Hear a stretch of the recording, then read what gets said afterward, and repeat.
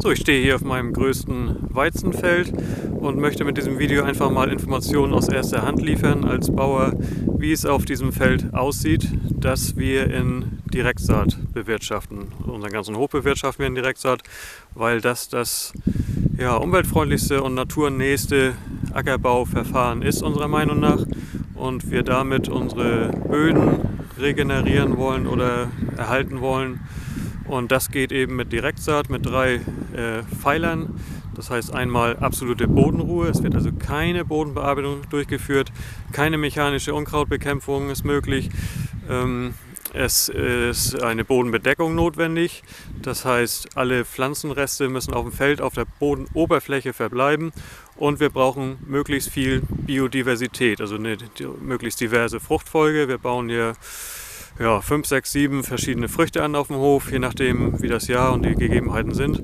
Wir haben hier im Hintergrund, sieht man vielleicht noch, da weiden noch unsere Schafe auf der letzten Zwischenfruchtfläche und die Schafe werden in die Fruchtfolge mit integriert als zusätzliche Diversität, um Mikrobiologie und einfach eine Verwertung auch der Biomasse sicherzustellen. Ja, Direktsaat bedeutet unserem Klima, dass wir Glyphosat anwenden müssen als Ersatz für eine mechanische Unkrautbekämpfung, also kein Unkraut unterpflügen, kein Unkraut weghacken, weil das immer die Bodenstruktur zerstören würde, sondern einmal im Jahr, wenn wir eine neue Saat ausbringen, wird Glyphosat angewendet, um die Unkräuter zu hemmen oder abzutöten und der neuen Saat einen Start zu ermöglichen, ohne Konkurrenz. Das Glyphosat ist ja in der Kritik von vielen, die sich dazu berufen haben, als Glyphosatgegner, üblicherweise dann den Namen Glyphosat in Verbindung mit furchterregenden Adjektiven oder furchteinflößenden Attributen zu verwenden, dass eben alles abstirbt und getötet wird und ganz schrecklich ist.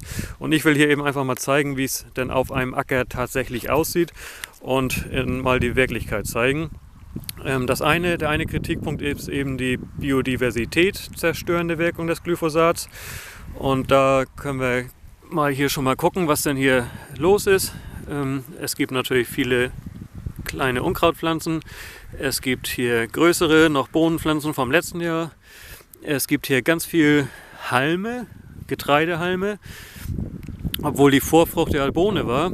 Es sind also die Haferstrohreste vom Vorvorjahr, also aus der Ernte 2017 liegt hier noch das Stroh auf der Oberfläche und bietet hier, wenn man mal genauer hinguckt, viele Krümel darunter. Es sind also die Regenwürmer aktiv, das ist Regenwurmkot hier drunter. Die ziehen also die Halme über ihren Röhren zusammen, weil das hier ist eine Regenwurmröhre, weil das deren Nahrungsgrundlage ist. Man sieht das hier schön schwarz verfärbt.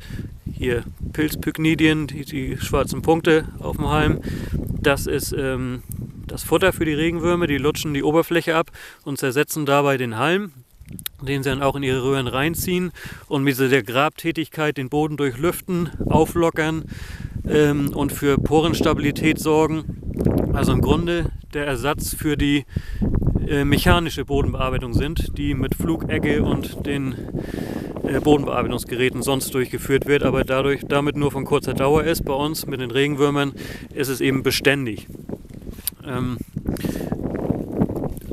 Glyphosat, wir versuchen natürlich auch Glyphosat so wenig wie möglich einzusetzen. Ich habe gesagt einmal im Jahr mit einer Aufwandmenge, die ein Viertel, ein Fünftel der zulässigen Aufwandmenge beträgt. Das reicht in der Regel. Und ein zweiter Kritikpunkt neben der biodiversitätszerstörenden Wirkung angeblichen sind ja Rückstände in Nahrungsmitteln. Das ist natürlich ist ein schwerwiegendes Problem. Das wollen wir alle nicht. Ich bin auch Konsument. Aber wie könnte Glyphosat ins Nahrungsmittel kommen? So wie wir das in der Direktsaat hier anwenden. Das heißt, das Glyphosat wird gespritzt, bevor die zu erntende Kultur, also in diesem Fall hier der Weizen, gesät wird oder spätestens bevor er aufläuft, sodass die Pflanze logischerweise gar nicht in Kontakt mit Glyphosat kommen kann und nicht kommen darf, weil das würde den Weizen ja auch abtöten oder die Pflanzen, die wir eben als Kulturpflanzen haben. Deshalb ist eigentlich nur möglich, dass das Glyphosat in die Frucht kommt, wenn es direkt auf die Frucht gespritzt wird. Das war leider auch in Deutschland vor einigen Jahren noch erlaubt, dass man die Pflanzen vor der Ernte spritzen durfte mit Glyphosat. Das ist zum Glück lange verboten. Die andere Möglichkeit ist, dass es sich um genmanipulierte Pflanzen handelt aus Übersee, die gegen Glyphosat resistent sind und eben auch im wachsenden Zustand mit Glyphosat gespritzt werden können, um dann später die Unkräuter noch zu beseitigen. Diese Pflanzen sind bei uns auch nicht zulässig, kommen aber natürlich durch Importe bei uns mit in den Lebensmittelhandel und in die Nahrungskette und können da eine Belastung hervorrufen. Das ist hier in Deutschland meiner Meinung oder meines Wissens nach nicht möglich, weil die beiden von mir genannten Verfahren nicht zulässig sind und wir hier eben das Glyphosat nur spritzen dürfen, wenn keine Pflanze wächst, die wir später ernten wollen oder die wir eben als Kulturpflanze kultivieren. Wir sehen hier ganz viel Leben, ganz viel Krümel. Regenwürmer hatte ich genannt. Wenn wir hier nochmal über die Oberfläche gucken, hier sieht man Moospflanzen. Moos ist ein wichtiger Bioindikator, das heißt eine Zeigerpflanze, die anzeigt, überall finden sich große und kleine Moosnester, also ein Bioindikator, der anzeigt, dass ein Ökosystem grundsätzlich erstmal in Ordnung ist. Moos ist sehr empfindlich, reagiert auf Belastungen und Störungen sehr empfindlich, kann sich natürlich hier nur ausbilden, weil keine Bodenstörung stattfindet und auch die Belastung durch Chemie relativ gering ist, weil wir durch das Glyphosat auch viele andere Spritzmittel ersetzen können oder einsparen können, weil es eben ein gesunder Prozess ist. Die Pflanzen leben in einem gesunden Gleichgewicht, bekommen dadurch weniger Krankheiten, es wächst auch weniger Unkraut, weil der Boden nicht aufgelockert wird und dadurch dann auch keine neuen Keimbedingungen für Unkräuter geschaffen werden. Moos ist neben diesem Indikator auch ein Zeiger für relativ Nährstoffarmut. Wir haben hier also an der Bodenoberfläche wenig Nährstoffe, weil der Boden eben nicht aufgewühlt wird und dabei Nährstoffe mineralisiert werden. Die Bodenruhe ist also ein natürlicher Zustand, der in einem Ökosystem natürlicherweise stattfindet oder vorkommt. Und das versuchen wir hier in Direktsaat möglichst naturnah nachzuempfinden und nachzumachen. Aber wir müssen eben das Unkraut, um der Kulturpflanze überhaupt Raum zum Wachsen zu schaffen, einmal im Jahr bei der Neuansaat beseitigen. Und wir hier im Norden bei Flensburg, das Wetter ist nicht immer unser Freund. Wir haben also in vielen Jahren entweder zu kalt, zu nass oder zu wenig Sonne oder alles drei auf einmal, sodass die Zwischenfrüchte, die wir nach der Ernte im Sommer sehen, sich über den Herbst leider nicht oder meistens nicht so stark entwickeln, wie es wünschenswert wäre, um das Unkraut zu unterdrücken. Das klappt in einzelnen Jahren und auf einzelnen Feldern mal, dass wir dann wirklich auch komplett auf eine Herbizidbehandlung, auch aufs Glyphosat verzichten kann. Aber dafür ist unser Klima einfach zu unbeständig und nicht geeignet genug, um das als System durchziehen zu können. Deshalb ist Glyphosat derzeit noch notwendiger und unverzichtbarer Bestandteil so eines natürlichen Bewirtschaftungssystems wie in der Direktsaat hier.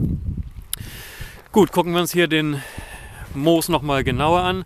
Also das Moos ist ein Bioindikator, hatte ich gesagt, und bietet ein ganz wichtiges Mikrohabitat. Diese Filzmatte vom Moos bietet ganz viel Lebensraum für Kleinlebewesen, für Käfer, kleinste Bodenlebewesen, für Pilze, ganz wichtig im Ökosystem, und Bakterien natürlich. Und wenn wir den Moos hier mal ein bisschen, da verschwindet gerade ein Regenwurm in seiner Röhre, weg ist er. Wenn wir den Moos hier mal beiseite kratzen, dann sieht man ganz feine Krümel. Also es ist eine krümelige Oberfläche. Es findet hier kein Ohr. Hier ist eine riesen Regenwurmröhre. Da ist der Papa zu Hause, den wir jetzt natürlich nicht sehen. Durch das Rumgetrampel hier haben die sich schon lange verzogen. Aber es ist eine krümelstabile Bodenstruktur auf der Oberfläche. Das heißt, hier kann keine Bodenerosion stattfinden. Das Wasser kann ungehindert in den Boden infiltrieren. Und durch diese Lebendverbauung wird das Wasser gefiltert. Wir haben also ein sauberes Wasser, sowohl Oberflächen, Drainagewasser als auch Grundwasser unter diesen Böden zu erwarten und können damit dann eben auch ein gesundes Nahrungsmittel produzieren. Die Pflanzen, das beobachte ich immer wieder, sind gesünder. Wir haben weniger Schädlingsbefall. Ich kann mich nicht genau erinnern, wann ich auf dem Hof zuletzt ein Insektizid spritzen musste.